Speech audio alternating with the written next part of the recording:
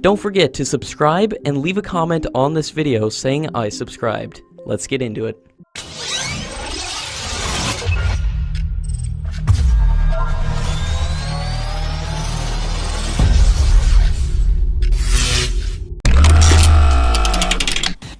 After India walked away from the Indo-Russian 5th generation FGFA program, it was expected that the Indian Air Force and the Defence Ministry will fast-track the development of indigenous AMCA 5th generation stealth fighter jet program, but it seems that the focus on development of 5th generation aircraft is clearly lacking.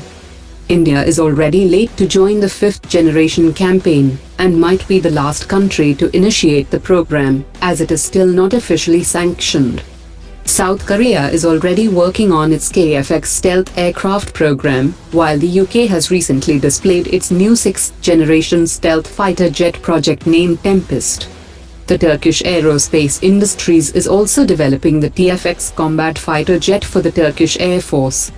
Germany and France have also agreed to develop a 6th generation successor for their Eurofighter Typhoon and Rafale fighter jet. Apart from operating their 5th generation aircraft, China, Russia and the United States also have independent 6th generation programs of their own, which will all become active by 2030.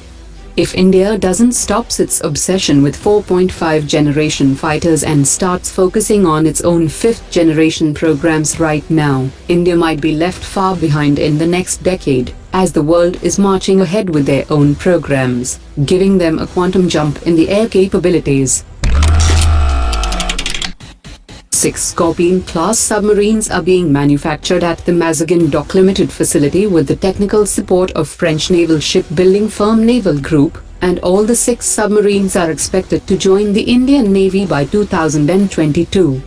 According to reports, the Defence Ministry has signed a contract worth $57.59 million with Thales of France to set up an advanced level repair facility for the underwater surveillance system, electronic support measures, and external communication system for Scorpene submarines.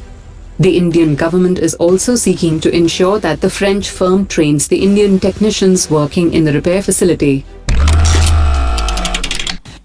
According to latest reports, the Military Engineer Services Builders Association of India has said that the construction of hangars for the Rafale fighter jets will be affected if the Defence Ministry does not clear pending dues of 2,000 crore rupees.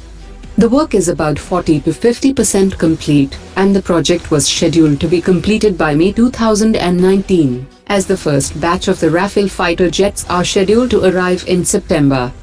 The 250 crore rupees that was expected to be released in the next few days has now been diverted to Hindustan Aeronautics Limited, and the association might stop operations due to shortage of funds and non-payment of dues. In the financial year 2018 to 2019, India will spend only 1.57% of its gross domestic product on defense, while China had allocated 3%, and Pakistan will spend 3.5% of their gross domestic product on defense. There are many critical and important defense programs that need to be addressed, which includes 126 combat jets for the Indian Air Force, the mid-air refueler, and new engines for 123 Jaguar fighter jets. The Indian Army's need for new bulletproof jackets and a basic infantry rifle are yet to be fully met.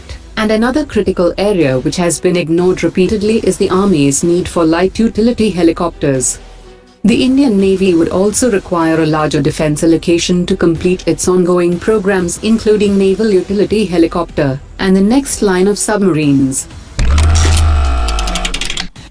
A month after formally taking over operations of Chabahar port, the Indian Ports Global Limited has opened a shipping line between the Iranian port and 3 ports in India. According to latest reports, the first shipment comprising of Indian goods reached Chabahar port on 27th of January 2019, and Afghanistan is also expecting to ship its first cargo of 5 containers to India in a month.